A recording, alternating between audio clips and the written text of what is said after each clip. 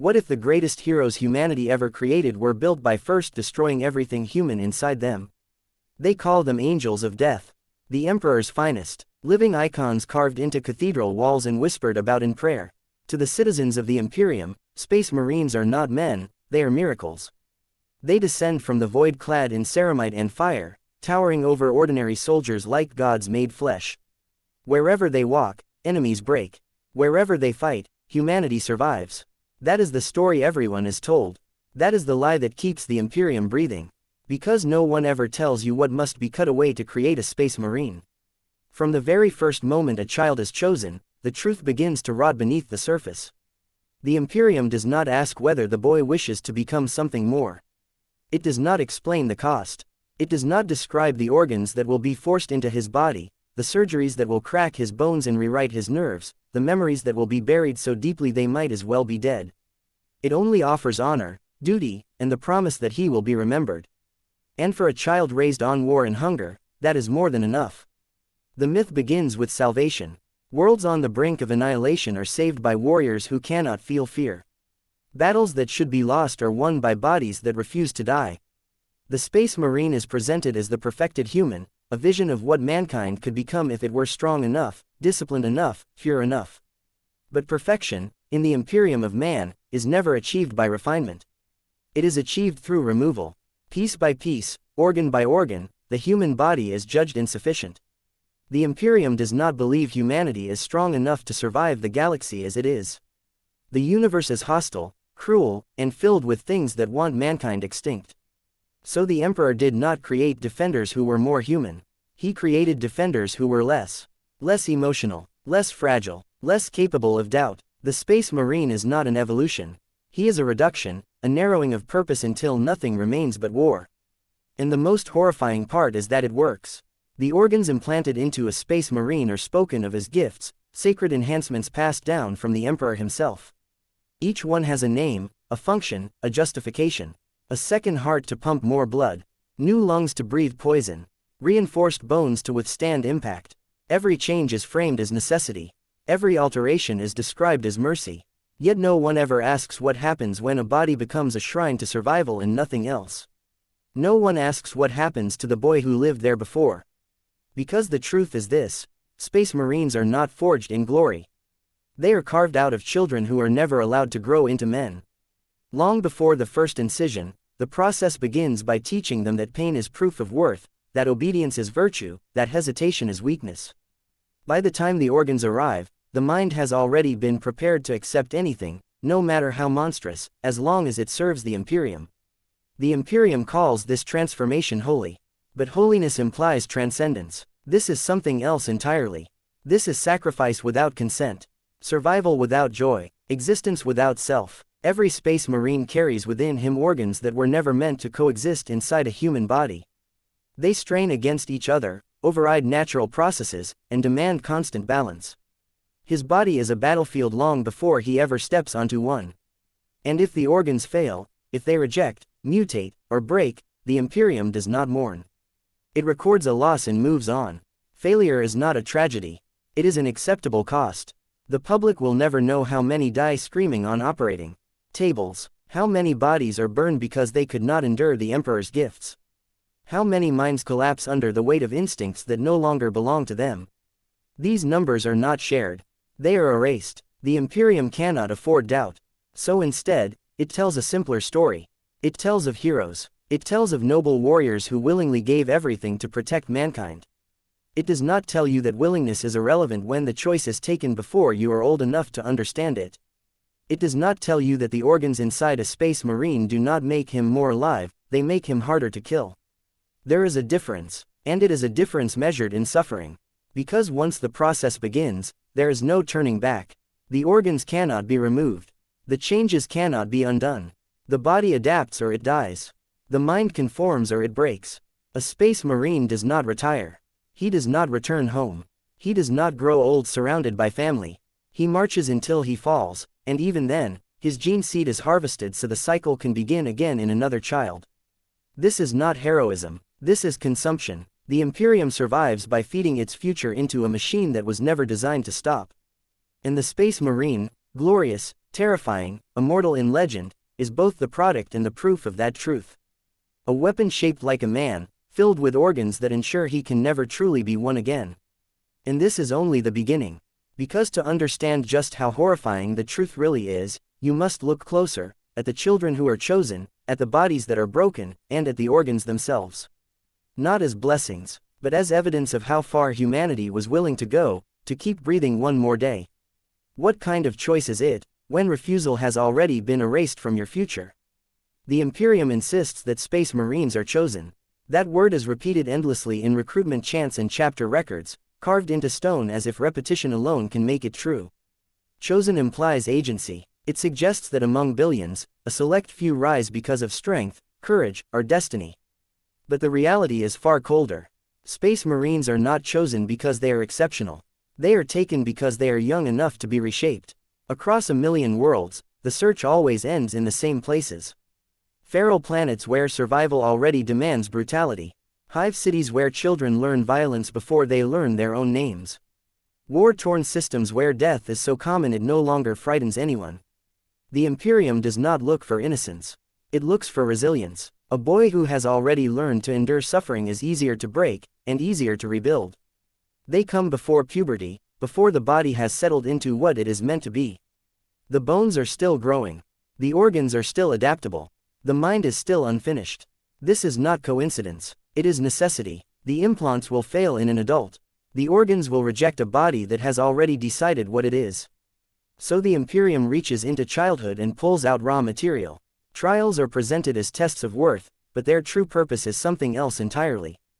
They are filters, hunger tests, pain tests, isolation tests. Boys are pushed beyond exhaustion, starved, beaten, hunted, and abandoned. Not to see who is strongest, but to see who will keep going when all reason says stop. Those who hesitate are not corrected. They are discarded. Their bodies were never the goal. Their obedience was. By the time the survivors stand before the chapter, the idea of refusal has already been burned out of them. They have learned that pain is instruction. That authority is absolute. That survival belongs to those who endure without question. When the apothecaries speak of ascension, it does not sound like mutilation. It sounds like purpose. What they are never told is how many will die. The Imperium does not explain the process. There is no moment of informed consent, no understanding of what organs will be implanted, how many surgeries will follow, or what percentage of them will not survive the first year. Those details are unnecessary. The boys have already been taught that sacrifice is the highest virtue.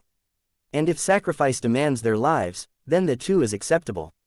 The first true transformation is not physical. It is psychological. Names begin to lose meaning. Personal history becomes irrelevant. Family, tribe, world, these are distractions from what they are being prepared to become.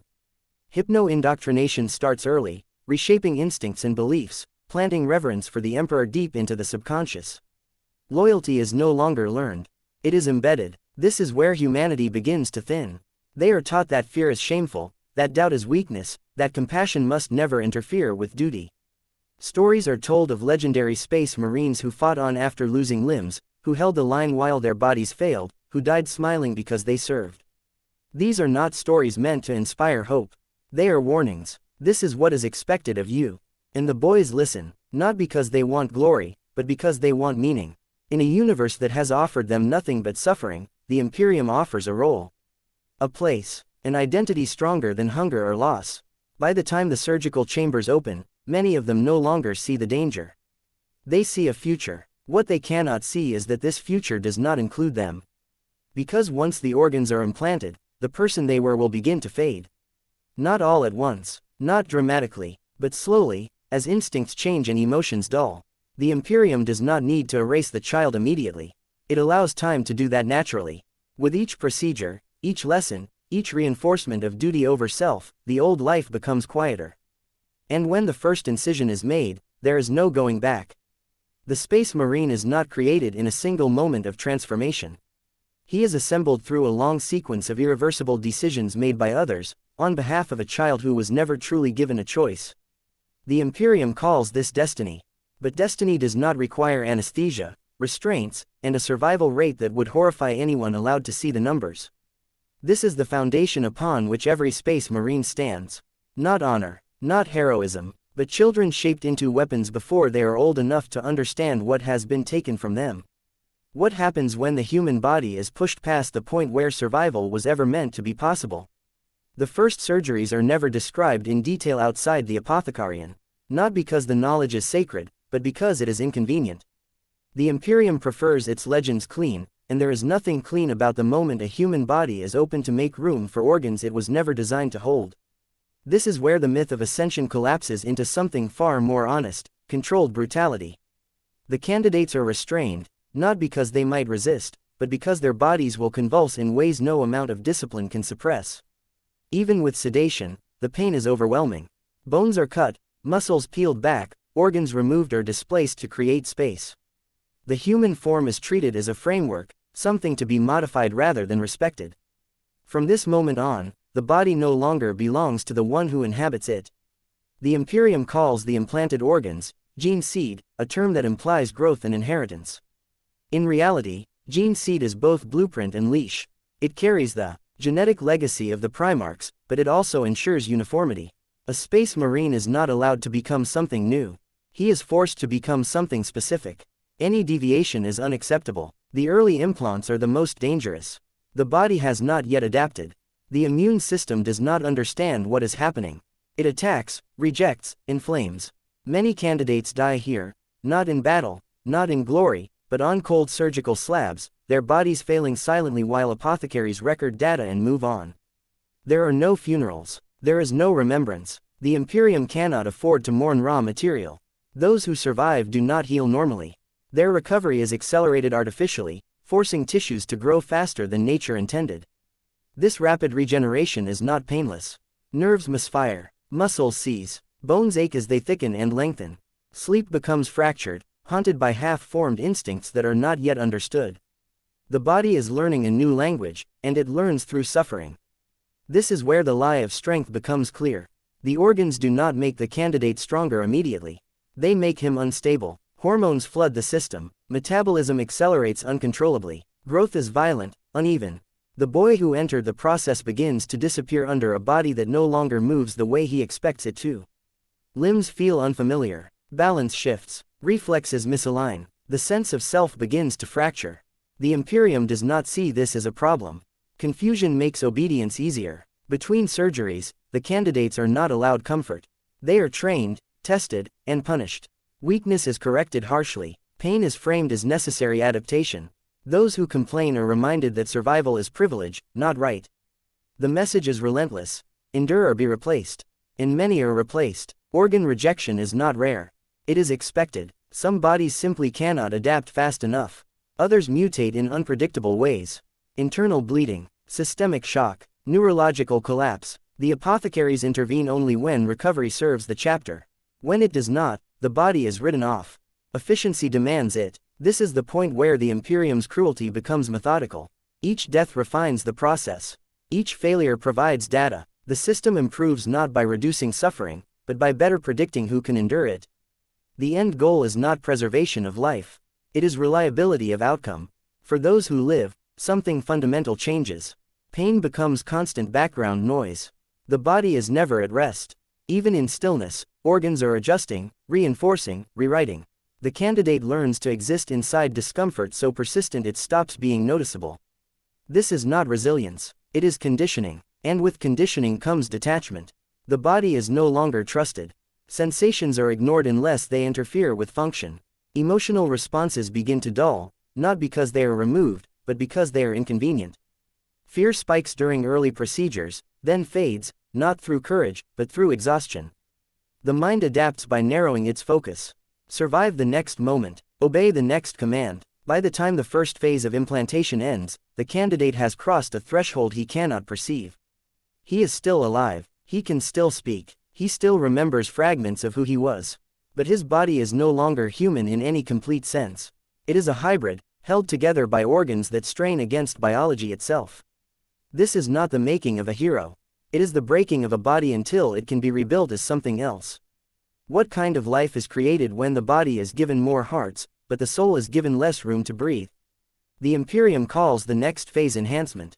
It speaks of strength, endurance, and superiority, as if adding more life to a body somehow makes it more alive. But the second heart is not a symbol of vitality. It is an admission of failure. The human body, even after everything that has already been done to it, is still not enough. The second heart is implanted deep within the chest, integrated into an already traumatized circulatory system. It does not replace the original, it competes with it. Blood pressure surges, rhythms clash until the two hearts are forced into unnatural synchronization. For weeks, sometimes months, the candidate exists in a state of constant internal strain. Each beat is heavier, louder, more demanding than the last. It is not invigorating, it is exhausting. This second heart exists for one reason: redundancy. If one fails, the other must carry the burden. The Imperium does not value comfort. It values function. A space marine must continue fighting even after wounds that would kill any other human. The second heart ensures that catastrophic injury is no longer an ending, only an inconvenience. But survival at any cost reshapes the experience of pain. With two hearts driving blood through reinforced vessels, the body exists in a state of permanent overdrive. Healing accelerates, but so does stress. The candidate's body runs hotter, faster, harder. Hunger becomes constant. Calories are consumed in obscene quantities just to maintain equilibrium. The body is no longer balanced, it is managed. And with management comes control. The additional organs that accompany this stage begin altering muscle density and bone growth.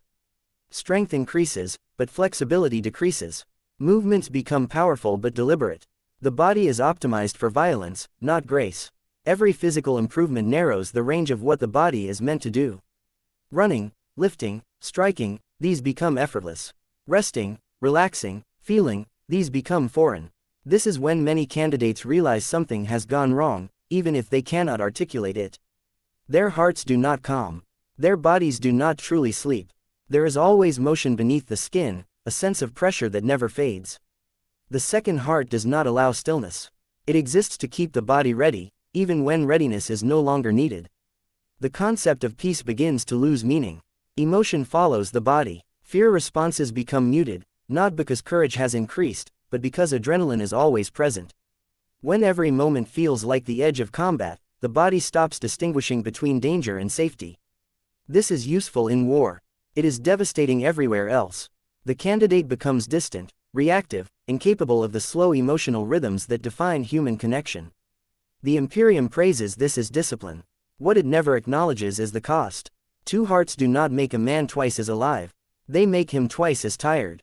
The constant strain grinds down the subtle systems that regulate mood, empathy, and introspection. Anger becomes easier than reflection. Action becomes preferable to thought. The Space Marine is not trained to ask why, only how fast. And the second heart ensures he never slows down enough to ask it anyway. This is the point where the transformation becomes self-sustaining. The body no longer needs reminders to obey. It enforces obedience internally. Exhaustion silences doubt. Overstimulation overwhelms hesitation. The candidate does not need to be convinced that this path is necessary. His body has already made that decision for him. By the time this stage is complete, the boy who entered the Apothecarion can no longer imagine life without constant pressure inside his chest. Silence feels wrong. Calm feels dangerous. The absence of command feels like emptiness. The Imperium has given him more life, yes, but only in the sense that a machine is given a stronger engine. It can run longer, it can endure more damage, but it was never designed to enjoy the journey. And as his twin hearts beat in forced harmony, driving him ever forward, the Space Marine takes another step away from humanity, towards something that can survive anything, except being human again. What happens to a mind when it is forced to carry memories that were never its own?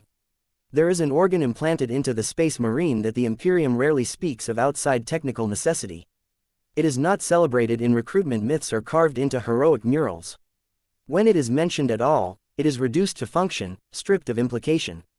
The omophagia, a small thing, nestled within the body, with a purpose so grotesque that it is easier to pretend it is merely practical. The omophagia allows a Space Marine to absorb genetic information from consumed flesh. By eating a fragment of an enemy, or an ally, he can experience echoes of their memories.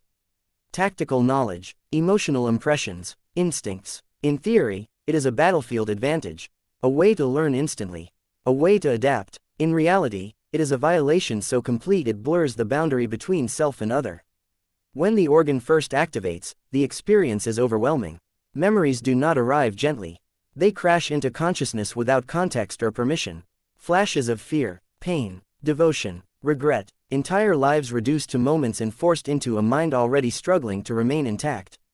The Space Marine does not merely understand what his enemy knew, he feels it, briefly, as if it were his own. The Imperium frames this as efficiency. Why interrogate when you can consume? Why question when you can absorb?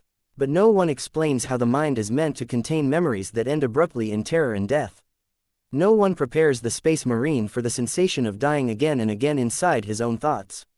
At first, the memories fade quickly. The hypno-indoctrination suppresses them, categorizing them as data rather than experience. But fragments linger. Emotional residues cling where facts should not. A Marine may wake with an unfamiliar sense of longing, or rage, or sorrow, unable to trace it to anything in his own past. These feelings are inconvenient. They are corrected. Over time, repeated exposure dulls the response. Not because the act becomes less disturbing, but because the mind learns to flatten everything it touches. The Space Marine stops reacting to memories as lived experiences. They become resources, tools, objects to be consumed and discarded. This is the Imperium's preferred outcome. Yet something always remains. A trace, a ghost. The Omophagia does not discriminate. It absorbs loyalty and betrayal alike. It cannot filter ideology from emotion. When a Space Marine consumes flesh, he is exposed not only to knowledge, but to perspective. And perspective is dangerous. A Marine may taste the fear of a human soldier who believed he was abandoned. The devotion of a cultist who thought he was serving a god. The despair of a civilian who never understood why the Imperium's war reached their world. These are not lessons the Imperium wants its weapons to learn. So the Space Marine is trained to suppress them, to push them down, to let them dissolve into the background noise of his altered mind. Each act of suppression makes it easier to do the next. Each consumed memory loses its individuality, blending into an indistinct mass of experience that no longer feels personal. This is how identity erodes. The Marine begins to define himself not by who he was, but by what he can do. Memories, his own and others, become interchangeable. The self becomes porous, flexible, replaceable. This is useful. A weapon should not hesitate because of emotional contamination. But there is a cost. In rare moments of stillness, fragments surface. A laugh that was never his. A fear that does not belong to him. A sense of loss with no clear source.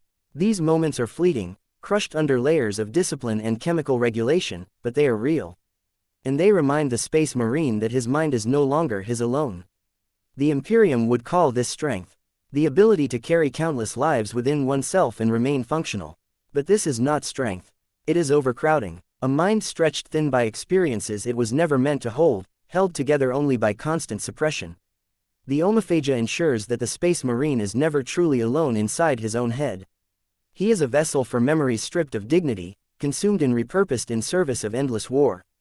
He learns from the dead, feeds on the fallen, and moves on without reflection. And with each memory absorbed and erased, the distance between him and ordinary humanity grows wider. Because humans remember, they mourn, they carry their experiences as part of who they are. The Space Marine consumes them, and leaves nothing behind. And soon, even his own memories will begin to feel just as disposable. What does it mean to breathe when the air itself is trying to kill you, and you no longer notice the difference? The Imperium prides itself on adaptability. It does not reshape the galaxy to suit humanity, it reshapes humanity to endure the galaxy's worst excesses. Nowhere is this philosophy more evident than in the lungs of a Space Marine. The implantation of the multi-lung is described as a triumph of bioengineering, a solution to environments that would choke ordinary soldiers in seconds. But survival does not come without consequence, and the cost is paid with every breath. The multi-lung is not simply an extra organ, it is a replacement philosophy. Where human lungs are selective, fragile, and dependent on clean air, the Space Marine's respiratory system is designed for contamination. Poisonous atmospheres, smoke-choked ruins, alien spores, these are no longer threats. The multi-lung filters, adapts, and forces oxygen into the bloodstream regardless of quality. It does not ask whether the body should breathe, it demands that it does. At first, the sensation is unbearable. The candidate feels like he is drowning even while standing upright. The lungs burn, expand too far, then contract with mechanical precision. Coughing becomes violent, involuntary. Blood appears where it should not. The body resists, instinctively rejecting air that smells wrong, tastes wrong, feels wrong. The multi-lung overrides that instinct completely. This is the pattern repeated throughout the transformation. The body's warnings are ignored until they stop being given. Over time, the Space Marine no longer reacts to noxious air. His lungs do not flinch. The subtle cues that once signaled danger are filtered out as inefficiencies. Toxicity becomes another variable, not a threat. The Marine learns that discomfort is irrelevant, that the environment has no authority over him. This is celebrated as dominance over nature. But something vital is lost in the process. Breathing is no longer subconscious comfort. It is mechanical necessity. Each breath feels dense, heavy, as if the air itself has weight. The lungs are always working harder than they should, forcing oxygen through reinforced tissue that never fully relaxes. The sensation of a deep, satisfying breath, a simple human pleasure, is gone forever. The Space Marine does not notice this loss immediately. He has been trained not to notice absence. As with the second heart, the multi-lung keeps the body in a constant state of readiness. There is no such thing as fresh air anymore. There is only air that can be processed and air that cannot. This distinction is subtle but profound. The Marine does not step outside and feel relief.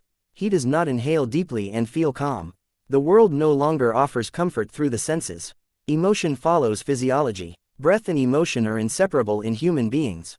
Fear shortens breath. Calm deepens it. Relief comes with a sigh. The Space Marine is denied this language. His lungs do not reflect his emotional state. They obey regulation, not feeling. As a result, emotions flatten further, deprived of one of their most fundamental expressions. In battle, this is invaluable.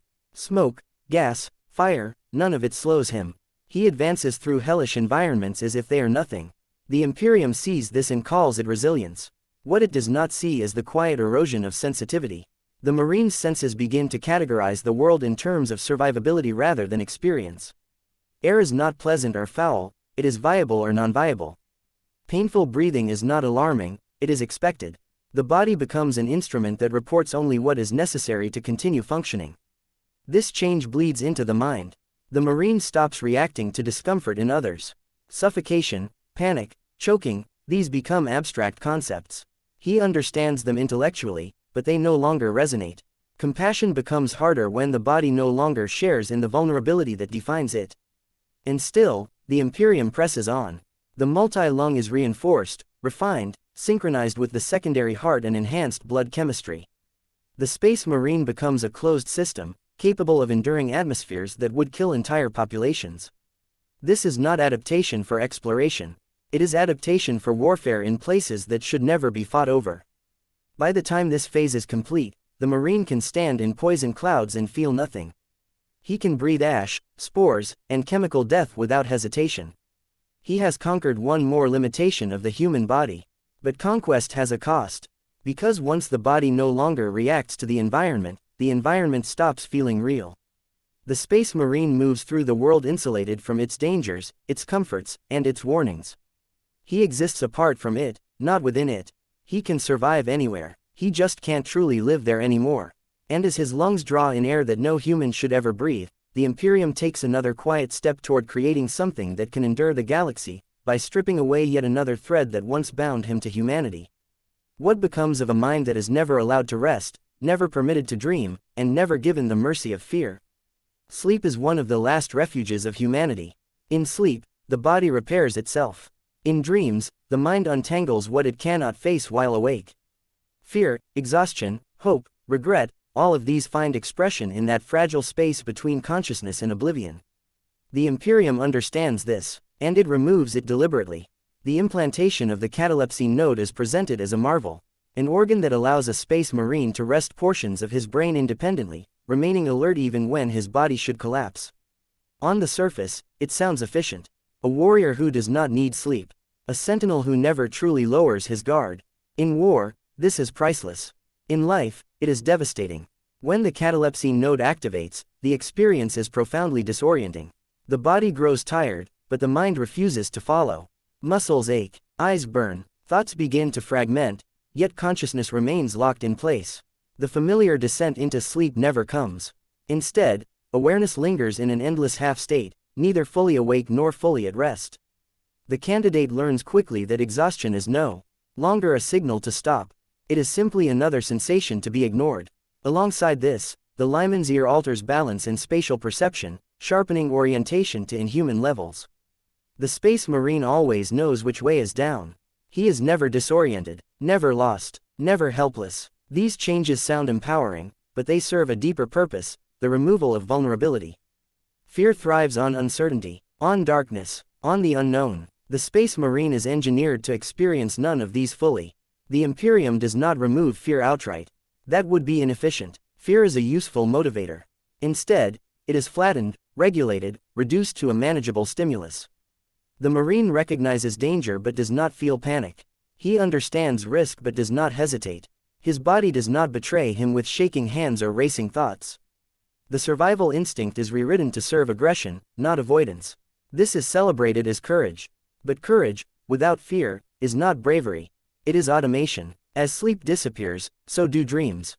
There are no symbolic narratives, no emotional processing, no subconscious release. The mind is denied the space to reflect on trauma. Memories accumulate without resolution, stacking one atop another in a rigid mental architecture built for function, not healing. This has consequences. Without true sleep, time loses texture. Days blur together. Moments of rest feel artificial, forced by chemical regulation rather than natural rhythm. The Marine exists in a state of perpetual readiness that never fully switches off. Even in stillness, the mind scans, evaluates, anticipates. Peace becomes unfamiliar, and with the loss of dreams comes the loss of imagination. Creativity withers. The ability to envision alternative futures fades. The Space Marine does not daydream. He does not wonder. He does not imagine what could be, only what must be done. Fear, too, changes shape. The Marine does not fear death in the human sense. His body has been conditioned to endure catastrophic injury. His indoctrination has framed death as duty fulfilled. What remains is a narrow, utilitarian fear: failure. Failure to complete the mission. Failure to obey. Failure to be useful. This is the Imperium's ideal emotional state. A warrior who does not fear pain, death, or loss, but who is deeply conditioned to fear inefficiency. A being whose anxiety is focused entirely inward, toward performance rather than existence. The Space Marine is not fearless. He is afraid of being inadequate. Over centuries, this takes its toll. The mind grows rigid. Emotional range collapses into a narrow band of readiness, aggression, and controlled restraint. Joy is irrelevant. Sadness is unproductive. Wonder is dangerous. The Marine learns to exist without them. And yet, something lingers. Occasionally, in the rare moments when the catalepsine node allows deeper rest, fragments surface. Not dreams, but echoes. Incomplete images. Sensations without narrative. A feeling of warmth with no source. A sense of loss without memory. These are not processed. They are suppressed, filed away, forgotten again. The Imperium would call this stability. But stability achieved by denying the mind its most basic needs is not balance. It is containment. The Space Marine is a sealed system, carefully regulated to prevent emotional overflow. Everything that does not serve war is filtered out, like toxins from the blood. By the time this stage of transformation is complete, the Marine has not simply lost the ability to sleep. He has lost the ability to truly rest. His mind is always on duty, always vigilant, always preparing for a battle that never truly ends. He does not dream of peace. He barely remembers what peace felt like. And as fear fades into a dull, regulated signal, the Space Marine steps even further away from the fragile humanity he was once meant to defend, becoming something that can stand unblinking in the face of horror, because it no longer knows how to look away. And when everything that could be taken has finally been taken, what remains to call itself a man? At the end of the transformation, there is no single moment where a Space Marine is declared complete. No breath held, no final confirmation that the process is over. Because the truth is, it never really is. The organs continue to work, to strain, to override the body's original design every second the Marine remains alive. His existence is not a state of being, it is an ongoing procedure. By the time he stands fully armored, there is almost nothing left of the boy who was taken. His body no longer responds like a human body. His mind no longer processes the world like a human mind. Even his memories have been thinned, edited, and buried beneath layers of indoctrination and utility. He remembers loyalty. He remembers command. He remembers war. Everything else is noise. The Imperium calls this success. It looks at a being that does not tire, does not hesitate, does not break easily, and it sees proof that humanity can survive anything. But survival is not the same as living. The Space Marine does not wake each day with desire or curiosity. He does not imagine a future beyond the next battle. His organs ensure that he functions, that he endures, that he continues, but they do not allow him to want. And that is the final horror. The Space Marine does not rage against what was done to him. He cannot. The systems inside him suppress that impulse. He does not mourn his lost humanity. He barely remembers it. The tragedy is not that he suffers constantly, though he does, but that he has been engineered so that suffering feels normal, expected, even righteous. He marches from war to war, centuries passing unnoticed, his body sustained by organs that never let him slow down enough to ask whether any of this was worth it. Worlds burn, enemies fall, humanity survives another day, and the Imperium records another victory without ever acknowledging the cost paid by those who can no longer count it. If a Space Marine ever breaks, it is not in rebellion. It is in silence, a moment where the organs falter, where the conditioning slips, where a memory surfaces that does not belong to duty or war. And in that fleeting instant, before it is crushed or erased, there is clarity. Not anger, not despair, just understanding. The understanding that he was never meant to be a hero. He was meant to be a solution. A response to a universe that terrified humanity so deeply that it chose to hollow out its own children and fill them with weapons instead of hope. The Imperium will endure. It always does. It will continue to take boys. It will continue to implant organs.